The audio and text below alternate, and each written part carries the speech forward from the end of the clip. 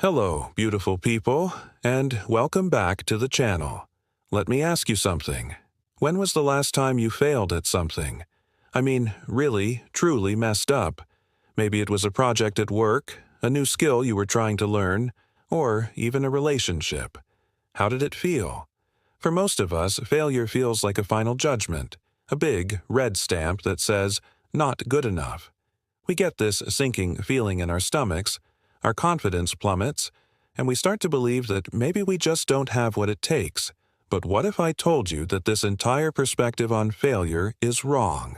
What if failure isn't the end of the story, but just a plot twist? Today, we're diving deep into one of the most powerful mental shifts you can ever make, embracing a growth mindset by viewing failure as temporary. This isn't just some feel-good motivational fluff.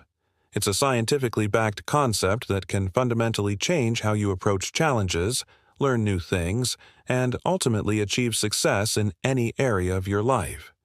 Stick with me, because by the end of this video, you'll have the tools to transform your relationship with failure from one of fear to one of fuel. So, what exactly is this growth mindset? The term was coined by world-renowned Stanford psychologist Carol Dweck.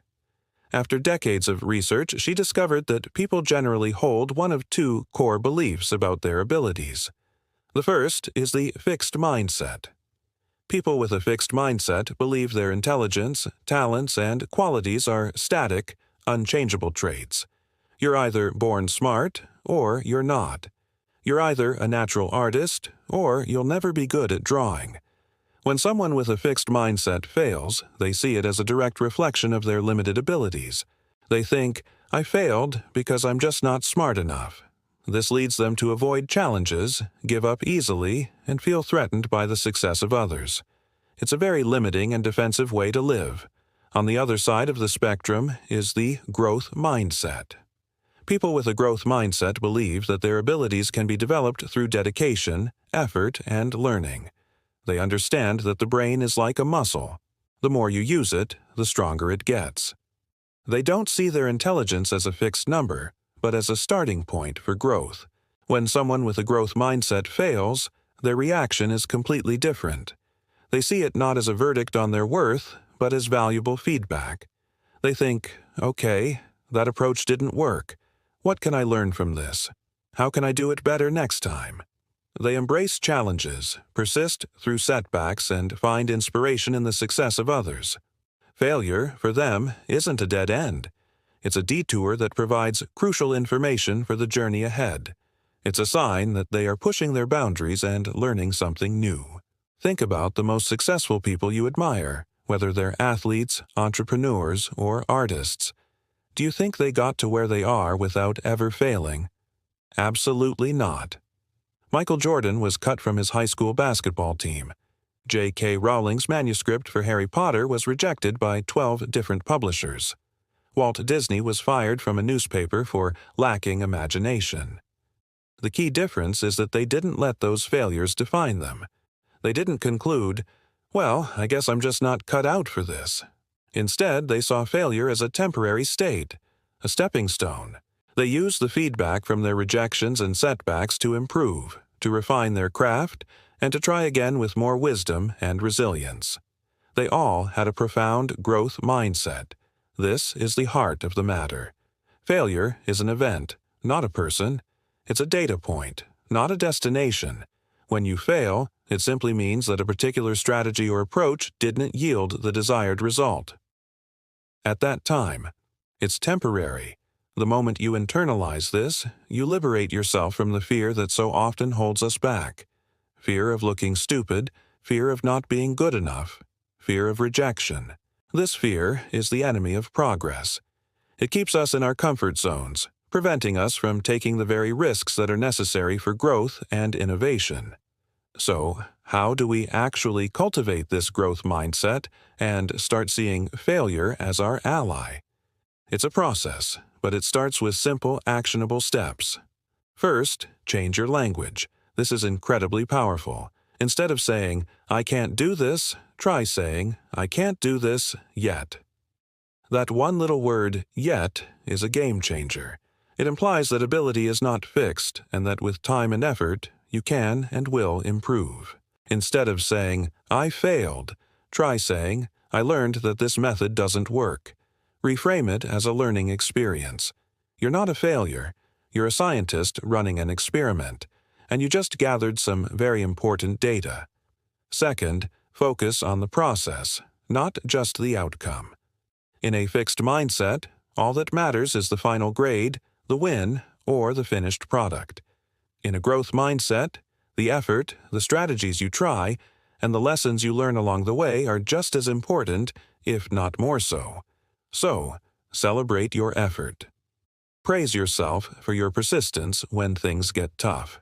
Acknowledge the courage it took to even try something new and challenging. When you start valuing the journey, the inevitable bumps in the road become less devastating. They're just part of the scenic route to success. Third, actively seek out feedback. People with a fixed mindset often avoid feedback because they take it as criticism of their core abilities. But if you have a growth mindset, you crave feedback. It's the information you need to get better. Don't just wait for it to come to you. Ask for it. When a project doesn't go as planned, go to a mentor or a colleague you trust and ask, "What could I have done differently? What did you observe that I might have missed?" Approaching feedback with curiosity instead of defensiveness is a hallmark of a growth-oriented individual. Let's think about a practical example. Imagine you want to learn to play the guitar. You buy a guitar, watch some tutorials, and try to play your first chord. Your fingers are clumsy, the strings buzz, and it sounds absolutely nothing like the song you love. The fixed mindset response would be, "My fingers are too fat. I have no musical talent. I'm just not cut out for this." And the guitar ends up collecting dust in the corner.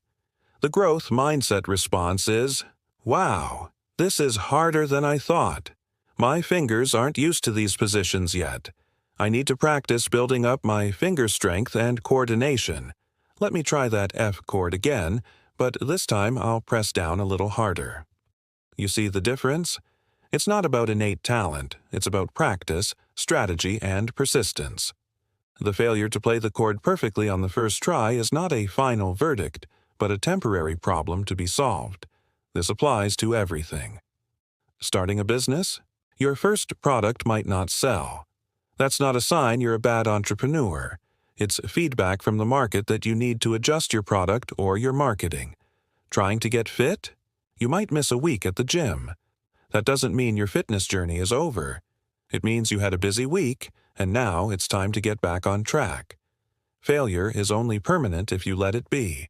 It's only a dead end if you decide to stop moving.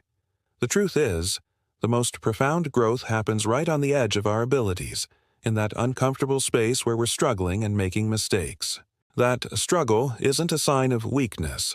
It's a sign that your brain is building new connections, that you are literally getting smarter and more capable.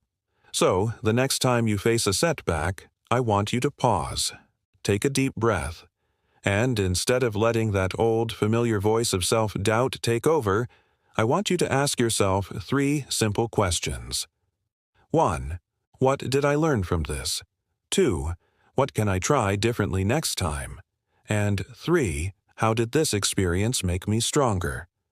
By reframing failure in this way, you turn every stumble into a step forward. You build resilience, grit, and a deep-seated confidence that isn't dependent on constant success, but on your ability to grow through any circumstance. You start to see life not as a series of tests to pass or fail, but as a grand adventure in learning. And that, my friends, is a truly liberating and powerful way to live. Thank you so much for spending this time with me today. I hope this has given you a new perspective on failure and the incredible potential that lies within a growth mindset. If this video resonated with you, please give it a thumbs up, and I'd love to hear your own stories about turning failure into a lesson in the comments below. And, of course, don't forget to subscribe and hit that notification bell so you don't miss our future conversations. Remember, every challenge is an opportunity to grow. Keep learning, keep trying, and I'll see you in the next video.